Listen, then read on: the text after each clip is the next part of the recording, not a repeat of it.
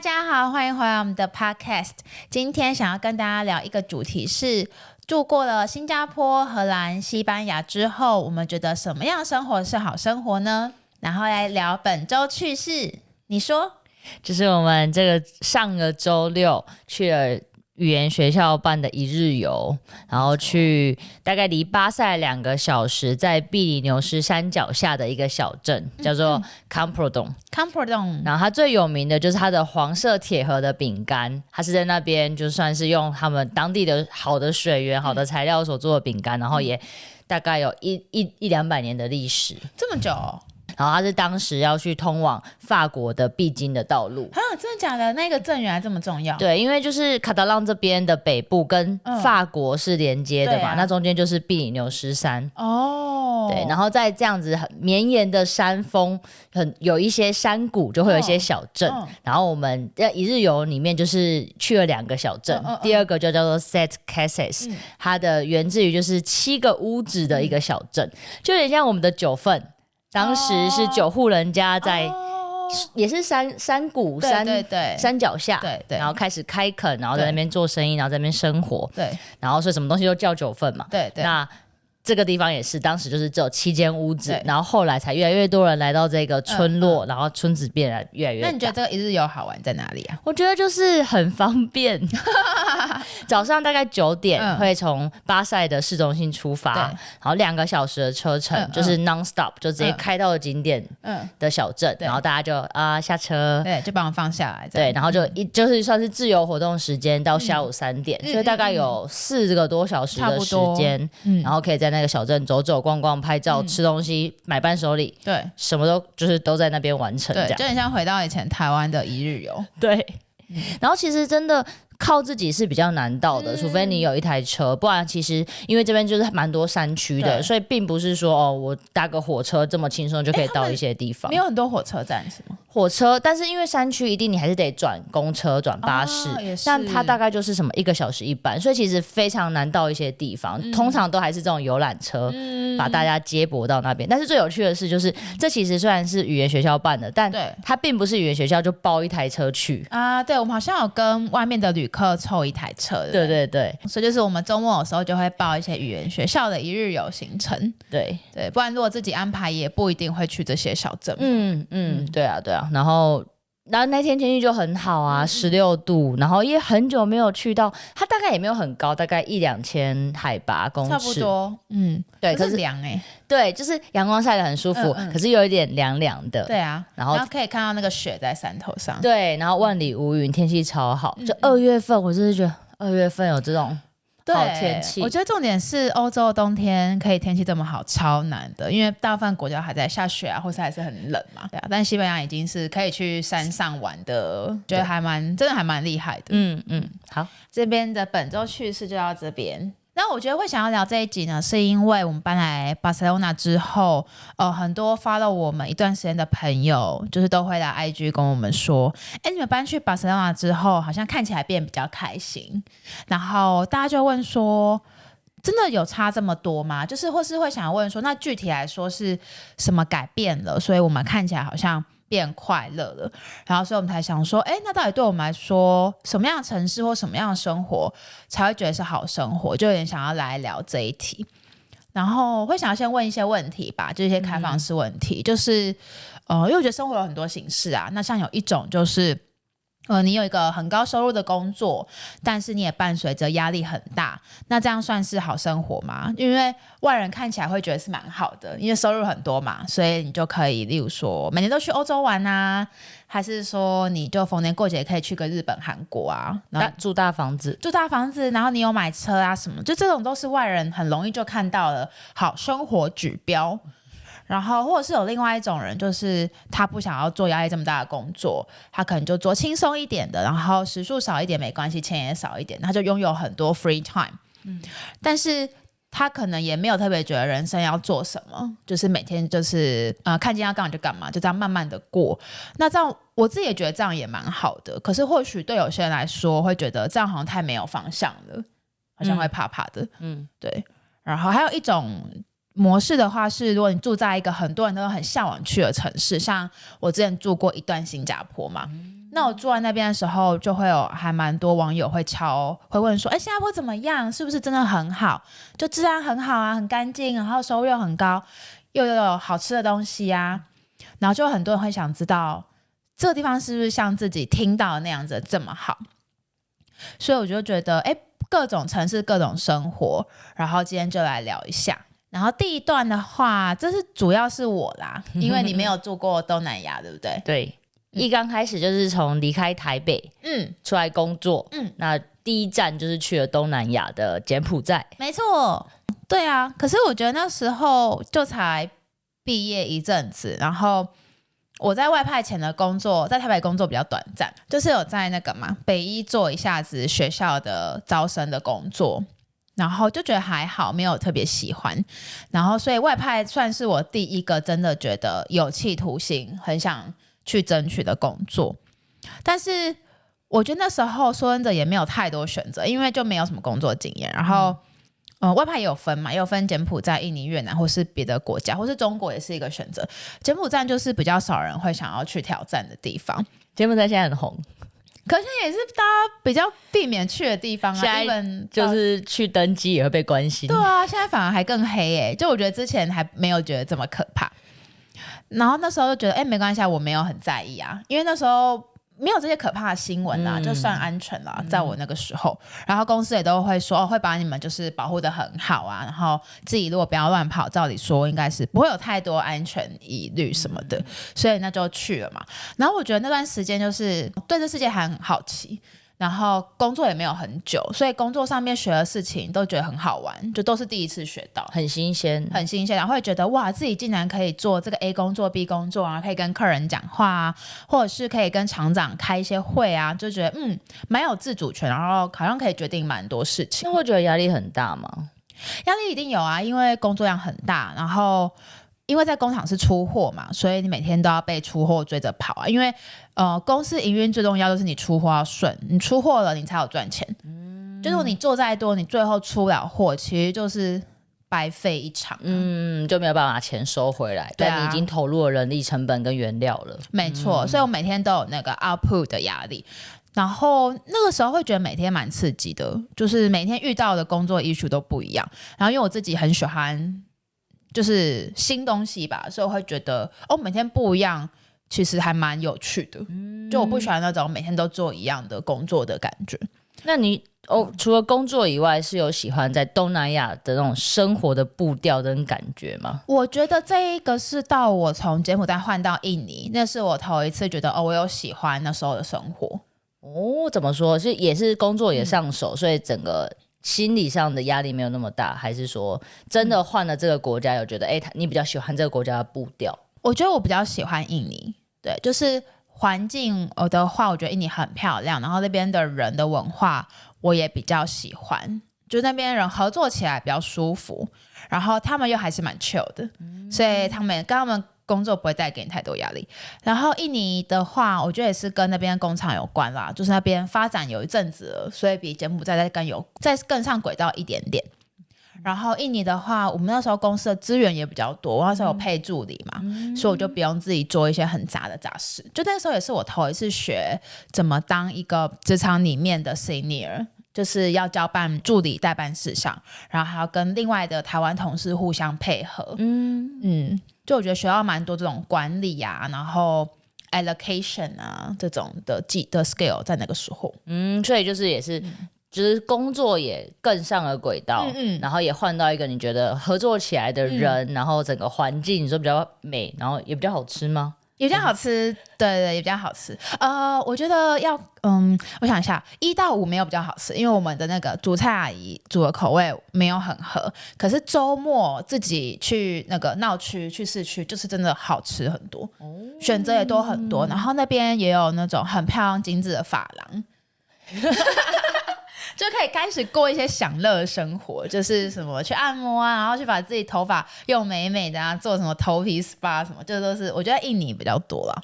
然后印尼超多景点的啊，就是像现在台湾也蛮红的，例如说日惹，它是世界遗产嘛，然后离我们那边很近，然后要飞去巴厘岛也 OK 啊。那你那时候就在印尼工作，就有去巴厘岛玩？当然要去啊，我们从那边飞过去才几个小时，3-4个小时吧，就去了2次。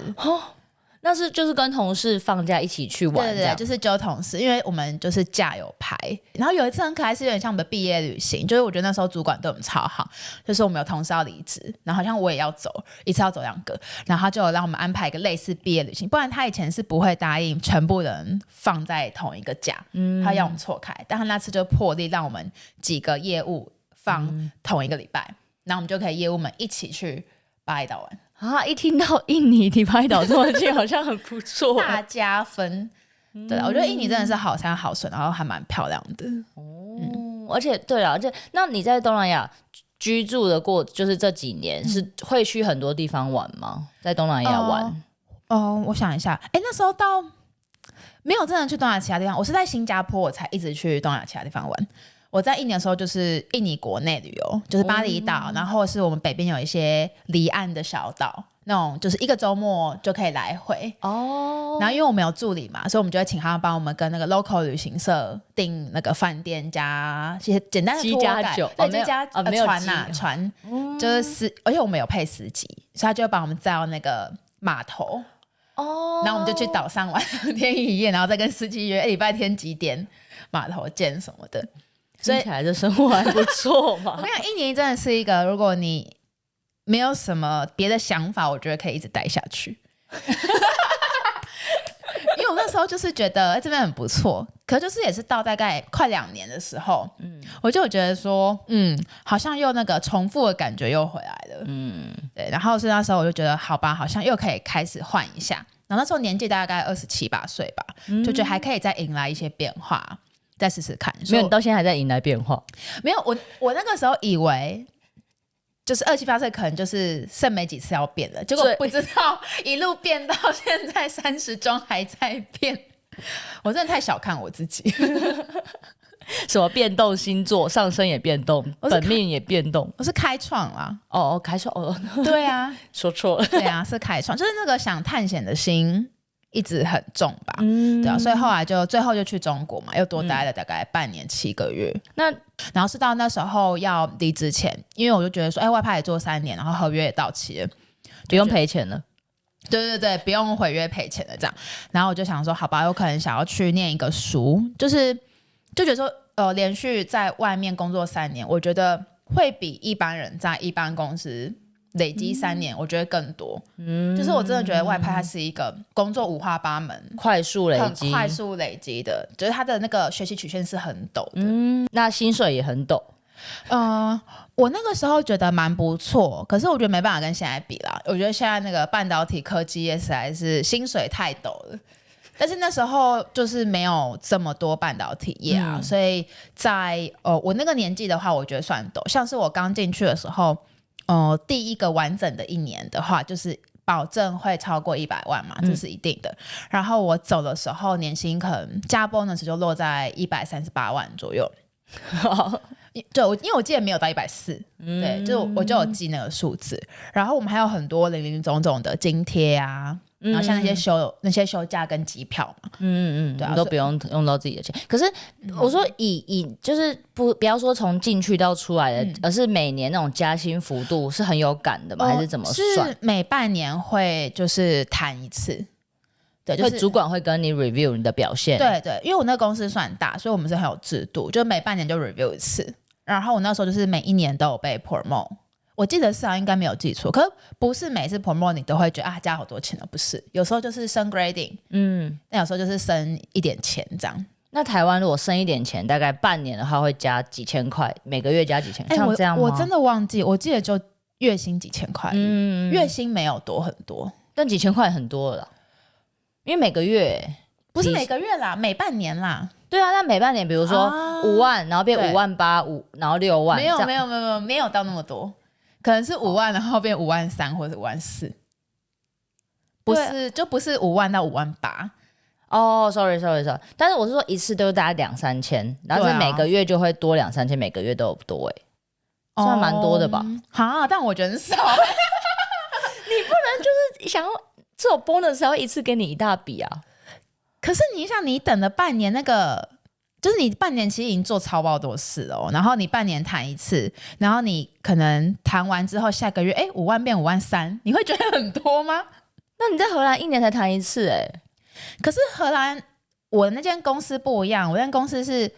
年终7月一次，年底一次 bonus 一次，1年发3次啊。然后我们还有调通膨，台湾是没有调通膨的台湾只能靠这个加薪因为在荷兰至少我荷兰公司有调通膨所以我会看到它一直有跟着通膨走，不是每间公司都有，好对，每间公司都有但是我不知道我就觉得3000很少啊，对我来说就是3000，你看我那时候底薪我记得不高，3-4万好啊，你可能会说这样子也有10%对不对？对啦，也是啦半年有啦，但台湾调薪水很难调底薪就是为什么？没有，我要讲的是不是每半年你都会调薪水，每半年你会谈一次你会加 grading， 那这个 grading 分很细，你可能从5之1、5之2、5之3、5之4，他每半年把你从5之1调5之3，但他不一定会调你薪水啊。5之1到5之3不会多钱，就是我现在忘记了，我现在忘记，可是我记得不是每半年就都有多。就没有这么有感，说5万、5.3万、5.6万，没有这么有感。他没有每半年都看到这个对，但是他们会很有技巧，例如说你今年 bonus 的 quotation 就是会比去年的 quotation 高。什么意思？就是假如说你去年 bonus 因为你的 grading 跟你的本薪没那么多嘛，假如说你就拿20万，但你就很有感说你下一年份你就拿到30。bonus 会因为 bonus 是一次1年份，所以你会觉得哇，一次多了快10万块这样但你说每个月多3000，好像比较没有感觉，而且他可能1年才调一次薪懂，就是但是因为做事情的量真的很大，对啊，然后你知道公司一直在赚钱，对，就你知道公司那你就觉得我这1年做多少雷事，就是工厂出多少包，我到底做，就我花多少时间加班，或者是说我花了多少心力，像我有一次就还订货订到半夜2-3点啊。你说工厂还在做嘛，然后你要在那边看嘛？要，因为工厂在做，你不会真的去睡啊，因为你自己会紧张，他半夜有没有帮你赶完，隔天一早8点有没有要来来收货，对，就你会放不下，而且你通常就住的离工厂很近对啊，副宿舍的那个对啊，他副宿舍就是要让你有点离厂区够近，对啊，就像现在，像如果你是值班工程师，你就要随传随到所以你不会住太远。懂。现在还没附宿舍对，你刚问我说什么时候开始觉得生活变好，我觉得是去印尼，然后中国就持平，就普通，然后下一次我又觉得生活变很多，就是去新加坡的时候了。因为那时候去之前是蛮期待的，就觉得我也是听了很多新加坡觉得很棒、很先进的一些传闻啊，就真的是蛮发达，然后又很有秩序。那你大学同学是比你早去新加坡吗？没有他晚我差不多2个月，晚2个月。所以也不是说真的很亲近的朋友跟你分享新加坡的生活不是，我都是看网络上，那时候是很多那种脸书社团会写海外生活什么的，或是 YouTube 啊 ，YouTube 也蛮多人在拍的。对，都是听闻啦。新加坡当然知道，就是薪水比较好，治安也很好，然后毕竟在东南亚的国家里面，它真的是一个很特别的存在。对啊，不管它的商业发达程度跟它整个都市发展的样貌，但是不是周末还是很常去马来西亚玩？对啊，一定要的。我不知道现在怎么样。我们那时候是因为新加坡太贵，然后又太小，有太多观光客。就是你去那个 Marina Bay， 它是人工海滩，那全部都是西方人所以它的消费说真的我觉得也是逼近西欧价。所以我们就会去马来西亚，然后只是说你要搭个1个多小时的车吧。搭什么车？公车？就公车因为有公路连着，然后你就瞬间那个物价就是低超多，就真的是东南亚的物价。所以就很长，礼拜5下班就往没有，我们就礼拜6一早，我们是不过夜的。至少我是没有过夜，我就是当天来回，就当天别的国家，然后就把要做的事做完，就是一样去看你要弄指甲还是去弄头发，然后你也可以到底以前长得多漂亮然后你也可以采买啊，如果你扛得回来，你也可以去 grocery，然后逛逛百货公司啊、按摩啊都可以吃好吃的。那去马来西亚会有一些自然的地方可以去吗？有，如果那个话就是休假的时候去。马来西亚那时候有去槟城，也有去岛，忘记哪一个岛，忘记名字了，去了2-3次吧，就很漂亮，因为很多自然景观。很度假感。那在新加坡就是我觉得那时候算是 work-life balance 的感觉吗？那时候超 balance 的，因为我好像很少提，其实我们那时候你看都几年前，7年前，我们就 work from home 几天？一个礼拜几天？2天。哇，你前 B 公司都还没有大概也是2天啦，疫情过后也是2天而已。对，我们那时候没有疫情就 work from home 2天所以我真的觉得超神奇，因为那时候超少人在谈 hybrid，但他竟然新加坡，我们公司是被选中的，因为他也不是全部的外商都有，就突然有一天 HR 就说，政府说现在要 work-life balance， 所以选了几个外商当那个实验的，然后我那个公司就被挑中。真的哦，然后一选中就强迫下礼拜开始 hybrid。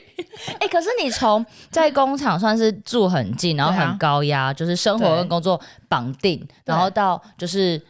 一个新的城市、新的国家，然后整个变成突然你去工作，没有多久他就宣布要 hybrid。对啊，好像才2个月吧。那你有第一次感受到原来工作跟生活可以长不同样子吗？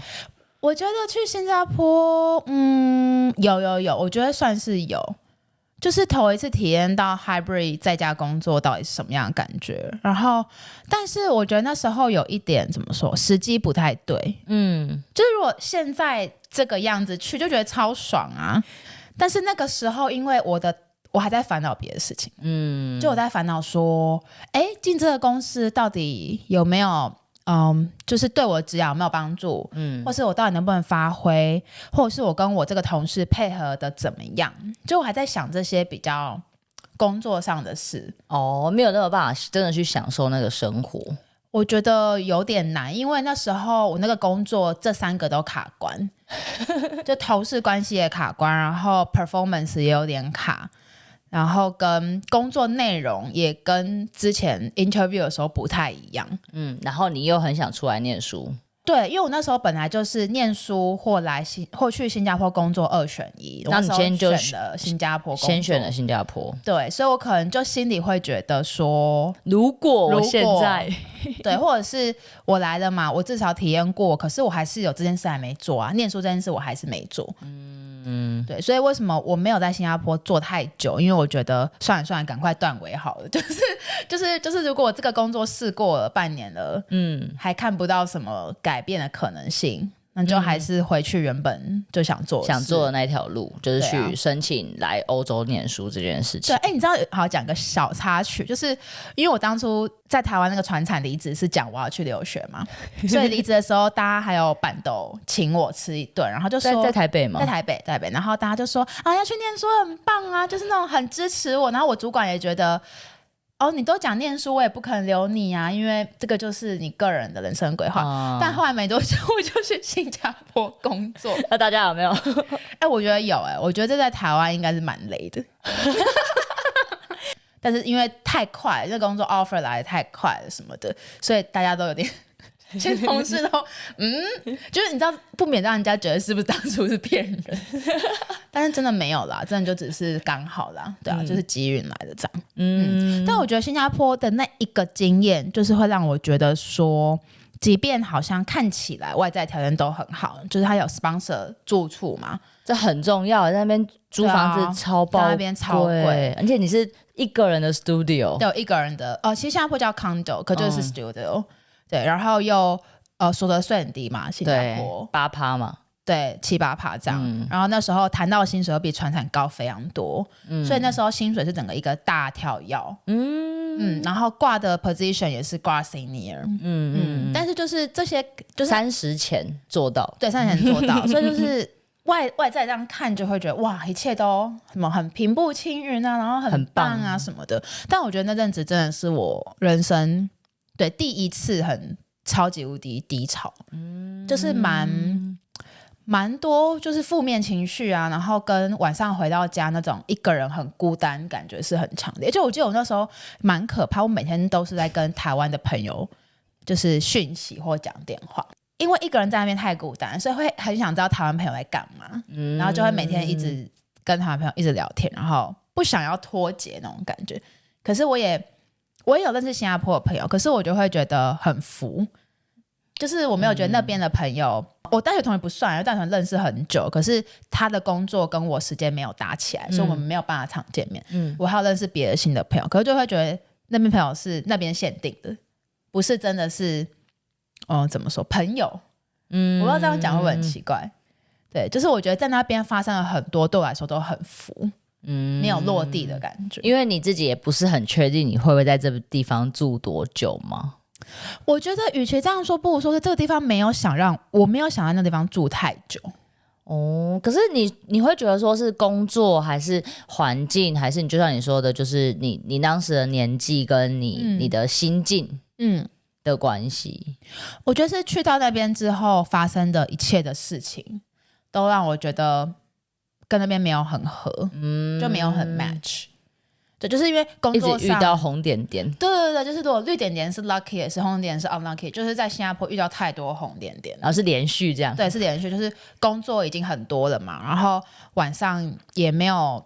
发展的太丰富，晚上的生活，对，然后朋友也就觉得不是那么聊得来，就没有办法往下发展成更好的朋友。就我觉得出去吃饭什么 OK，但是能不能聊一些更细的东西就是需要时间或者需要缘分，然后那时候就没有遇到。懂，对，所以就觉得好吧，就是你知道，就是如果遇到他的红点点，然后那个荷兰留学这件事就会在旁边一讲，做一个小小的 recap，就是我头一次意识到说，看起来再好的生活，或看起来再好的 offer， 客观条件，对，客观条件再好，可是如果不适合你的话，那对你来说就是不好，不适合当时的你。对，不适合当时的我。因为毕竟我们还是有可能考虑之后还是有可能啦。对啊，对，我觉得好像就是不适合当时的自己。对，不能说就是把它画一个叉叉。对，不行啊，我觉得也不需要这样。对，就60岁，我如果60几岁在荷兰，说不定我也觉得很舒服。对啊，这不一定，这每个人的时间，有些人可能30岁去觉得很棒。对。我们可能就觉得没有这么适合我们可能要到60几再去会好一点。所以我们是一堆开创星座围绕着我们的那个下一个荷兰你就住过啦，那荷兰就给你来说。因为荷兰的话，如果选一句话，我会说我们在荷兰学会很有效率的生活。那你觉得也很可以预测？对，你觉得荷兰的客观条件怎么样？等一下。生活起来客观条件怎么样？好，很有规矩，然后也很可以预测，没有错。对，然后什么事情都按部就班。对，就是你只要合规，你就是可以过得很安心。没错。对，我记得那个薪水啊，就是我们怎么会是薪水？没有，我只是想讲可预测这件事。就是我们公司。币前公司有一个表，然后那个表就是有一些 percentage， 然后你只要用 Excel 很简单的数学就可以把你未来的薪水都算出来。不会如果一直待在同一个公司就对啊，就是那个 bonus 也是嘛，全部都是计算机按得出来的，就是我觉得蛮有趣的但就回过来我会讲说，因为荷兰为什么可预测，跟他们一直想要减少很多的风险对，所以他们的保险业非常的蓬勃发展，对，所有的东西都可以保险，对，然后就是也是为了让你说你不会人生发生一场意外之后就是掉入这个不好的，怎么讲，就是不会掉下来，就有一个网子可以接住你，但安全网很坚固。对，那安全网不一定是政府的钱，他就把它变成一个民间的方式，就是全部都是保险，不管是你的生命的保险、你的意外、你的医疗、你的房子、你的家具、你的所有东西都是可以保险的，这样子。对，没错。那你觉得在一个这么可以预测又很有效率，然后一切规矩都很清楚的地方生活下来，觉得怎么样？可能跟你刚刚那一句一样吧，没有什么特别的想法的话，可以继续做。知道我举个例子好了，我觉得它就是一个把很多生意都变得不太像生意的地方。什么意思？就是我们前几天遇到一个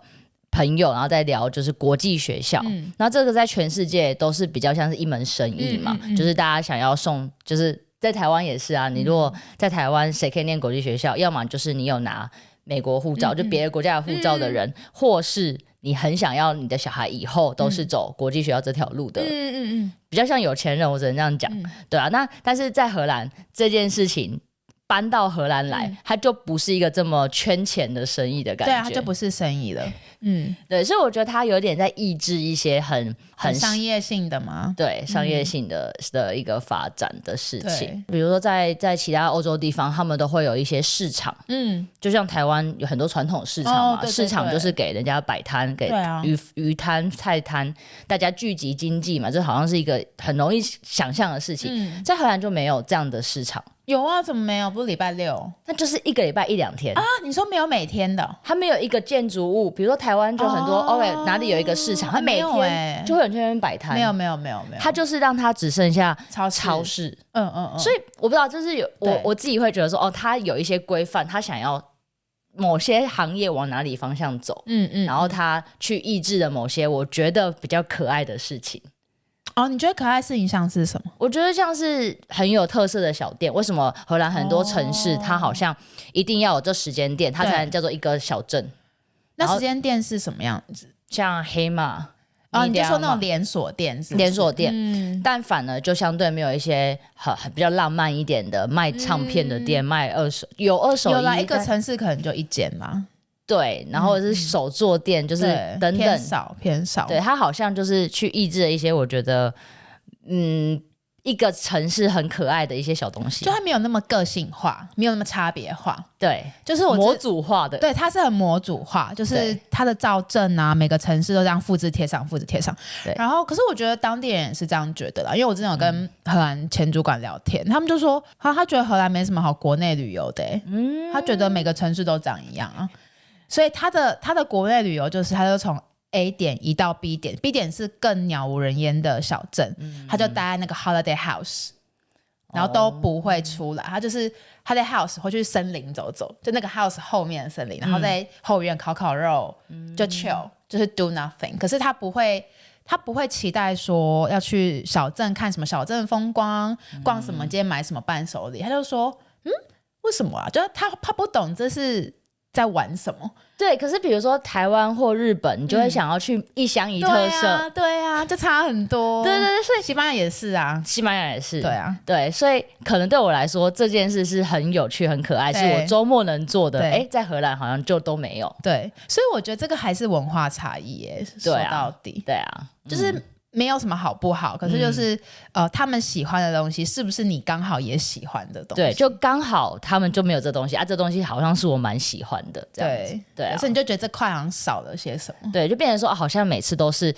就是安排假期，对，然后去别的国家玩。对，可是确实我们在这边遇到荷兰新朋友，他就说他高中毕业，他就买了3个礼拜的欧洲环欧铁路票。好赞哦！不是台湾人18岁，你如果能够买到一张环岛铁路票，就已经很酷了。对，可是荷兰人他们是环一圈欧洲，就从德国然后到意大利啊、法国，然后也来巴塞，对，各个大城市玩一遍的。对，所以他们在那个年纪的时候，他们就大城市会去。对他们来说是3个，就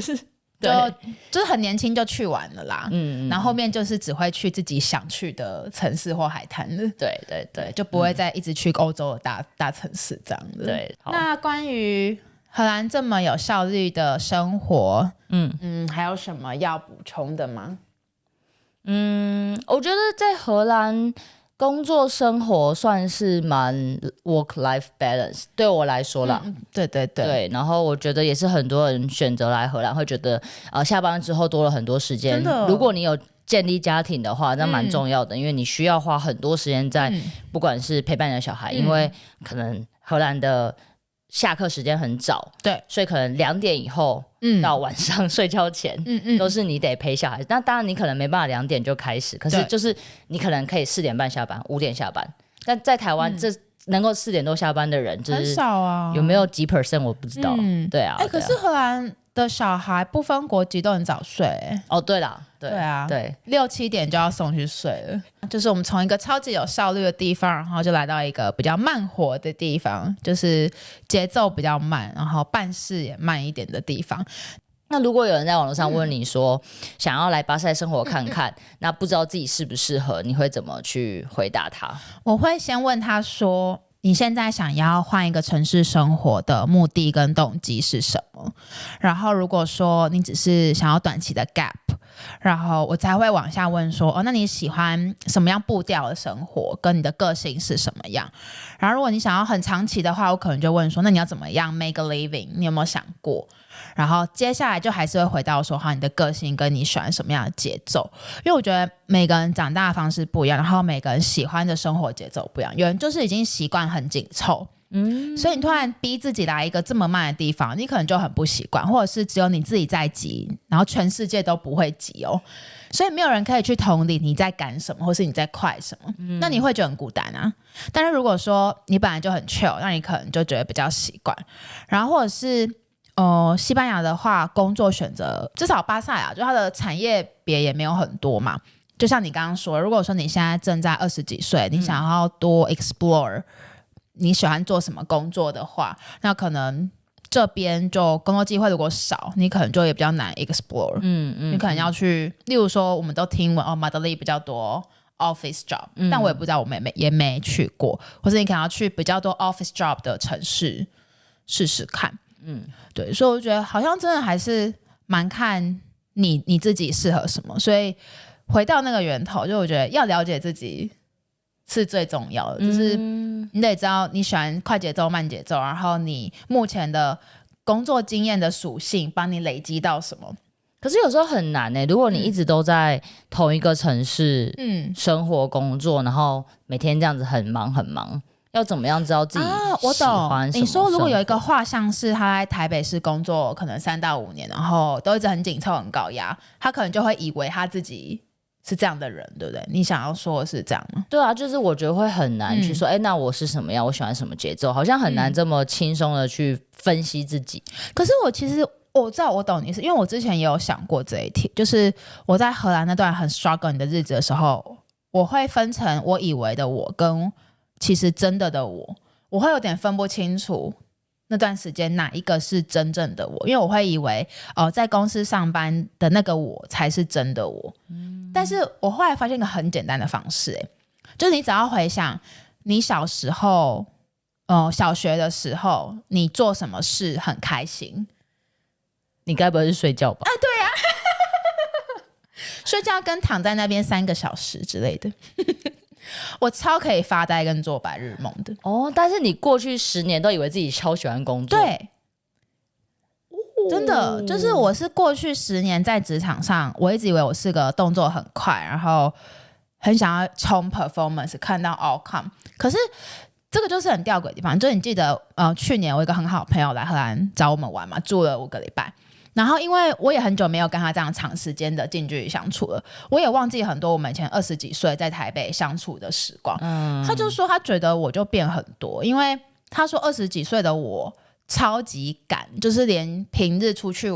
逛街或吃饭我都超级超赶超没耐心。然后他就说他永远都记得有一次过马路，只是因为他走比较慢，他没有过到那个绿灯，然后他就说他看到对街的我超不爽。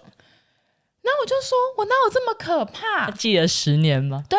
然后他那时候他都不敢吭声，因为他觉得我超可怕。然后他在荷兰才头一次跟我讲这件事，他就觉得我以前脾气超差，但还是愿意跟你当朋友。对啊，人好我就说我如果听你形容的我真的觉得这人很可怕，但是我自己完全没有意识就是我没有意识到我以前原来超级不耐烦，然后我到荷兰就是速度变慢了嘛。对，但是同时我也想问说，对你来说荷兰已经是慢活了，对啊，那西班牙呢？我觉得巴塞罗那没有慢对啊，因为我这样就想想我们对啊，所以我觉得这就很有趣啊。为什么很常网络上或是台湾的人会以为西班牙很慢，然后荷兰有效率，可是其实对我来说巴塞罗那比较快。就是要看说你要看的是你生活步调，还是你今天要比的是行政效率。我觉得荷兰就只有快在所谓的行政效率，可是我觉得生活并没有比较快所以其实也是比较的，台北就会还在比这边更快，台北就比这边再更快，但是这边跟台南比，这边再比台南快。像这边都搭地铁嘛，就是位置也是啊，一个箭步你如果要坐位置你就是光速去坐啊，你也不可能在那边互相这样子对不对？因为其实我觉得在阿姆搭地铁没有到很生存啦大城市的生存法则不用拿出来用，对，不用拿出来用。我觉得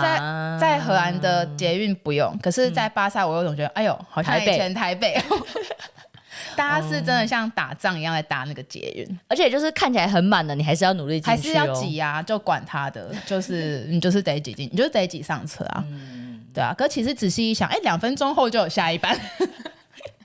但是就一直都很满，就是都很满啊，就跟台北一样，台北一样啊，就是2分钟一班，但是每一班都是很满，每一班都是满，你还是得挤上去啊，就总是会有一些站很热门，没办法，就是这样。对啊，所以我觉得这种事情是有时候你看网络上或是别人分享，你很难去体会。可是如果来了，你就会发现，原来住起来是这种感觉。对。但是我觉得，就回到你刚刚问我的那个啊，就是一个人如果一直在同一个模式，他要怎么知道他喜欢什么的话，我后来我就是回想我小时候的自己，因为我会觉得真的长大后太多事情是社会化，然后跟你为了生存，你为了竞争，你新长出来的 skill，可是如果你今天想要转变，你想要你就是因为你不想要在一样的模式，你今天不是才会想要换个地方试试看吗？那我觉得你可以试试看，就是回到那个最原始的自己，回到你小时候。那你就想一下，好，那么小的自己到底喜欢做什么？那你这样一讲，我觉得我很喜欢学习，应该就是从小，就是学习不是那个写数学题的那种学习，就是学习新的事情，新的球类运动，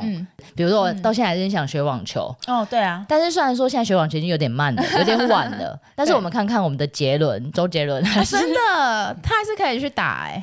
对啊，这还是可以的啦。对啊，就是可以回到到底自己想做什么，然后再来看，好，那再怎么 make for living， 那是次要的。对，就是你得去赚什么样的钱，或赚多少来 support 你这个主要想做的事情。好像这样子的生活模式会让自己觉得比较自己的 balance 啦，不是说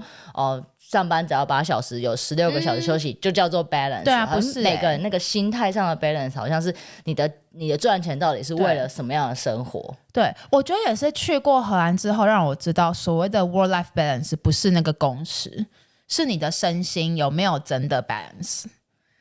对，就是我觉得我们太多时候都只在谈论工时上的 work-life balance， 或者是下班后会不会有主管敲你这种？对，就是这种。我觉得这后来我这个体验过后，我觉得这个是很表层的。其实大家更想要的是身心上有没有真的 balance， 有没有真的觉得富足？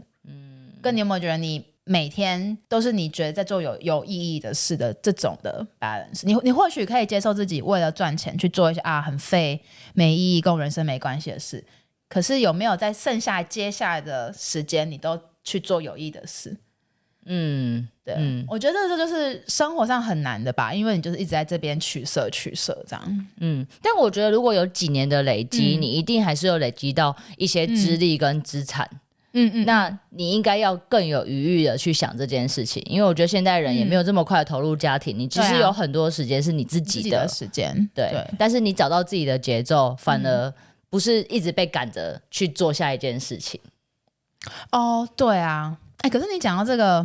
我又觉得这不容易耶，因为有时候这是一个社会氛围吧。就像又回到刚刚那个假设画像，就如果某一个人在台北工作很多年，他看到的样子，他身边的人是不是就是会一直觉得要被赶着，好还要更好，或是赚这样还要赚更多，或者是租房子要买房子，小房子要换大房子，就是我觉得这有时候就是讲得好顺对啊，还是有一些以前人的价值观在这。就是我觉得这个是一个外界的氛围啦，对啊，我自己是比较没有，是因为我那时候外派，所以我没有一直在那个环境里面。可是我觉得如果你都待在一个地方，就算你自己觉得好像别人的价值观，对啊，有点进到你的了，对啊，好啦，所以还是可以出来旅行。因为我觉得是我们在荷兰真的是有接待一些朋友，对，然后不管是有些人是抽到打工度假来1年的 gap，有人是留职停薪来40天，对，有些朋友是带着工作来1个月，就是有各种不同的形式，并不是单一的模式，但是大概朋友年纪就在20几岁到30几岁之间，对，然后大家就是不同的想法，然后不同的时期决定要做一下这样的事情，然后我就觉得其实还是蛮多人有这个想法跟行动，对啊，然后我觉得我们自己就很喜欢这里，所以就是觉得说，这里比如说可以学个语言，然后在语言学校也可以交到朋友，然后你学了一个新的语言，你在一个城市里面会觉得跟这个城市有更多的互动，更多连结，就是蛮有趣。那如果要做个小结论的话，你觉得对你来说什么样是好生活？什么样生活是好生活？可以有选择的生活，然后你也讲你那个前主管，我觉得那个很感人欸。他说你要离职的时候，他不是就很语重心长的对你说，他觉得你很棒哦。然后他说了什么？他好像就把它解释成我要去追寻我的梦想了。对，然后他就说他觉得这个时候去，不然你就不会去了。对啊，不知道什么。大家觉得你那时候的主管真的蛮好，而且他很能怎么说同理你，对不对？因为我觉得他就很像一个温暖的爸爸，他不是你荷兰爸爸，就配有个荷兰爸爸。